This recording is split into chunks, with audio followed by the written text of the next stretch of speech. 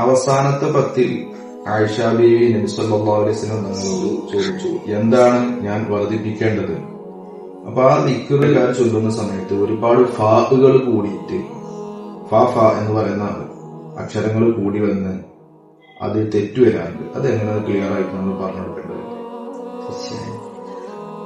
അതെങ്ങനെയാണ്? അല്ലാഹുമ്മ ഇന്നക അഫൂൻ തുഹിബ്ബുൽ അഫ്വ ഫഅഫു അന്നി. അതിന്റെ ആശയം മനസ്സിലാവുന്ന രൂപത്തിൽ പറഞ്ഞ വളരെ സന്തോഷം. അൽഹംദുലില്ലാഹ്. അല്ലാഹുമ്മ ഇന്നക അഫൂൻ, അല്ലാഹുവേ നീ കൂടുതൽ മാപ്പ് ചെയ്തു കൊടുക്കുന്നവനാണ്. തുഹിബ്ബുൽ അഫ്വ, മാപ്പ് ചെയ്തു കൊടുക്കലിനെ നീ ഇഷ്ടപ്പെടുന്നവനാണ്. ഫഅഫു അന്നി, അതുകൊണ്ട് എനിക്ക് നീ മാപ്പ് നൽകണമേ എന്നാണ് ഇതിന്റെ ചുരുങ്ങിയ മീനിങ്.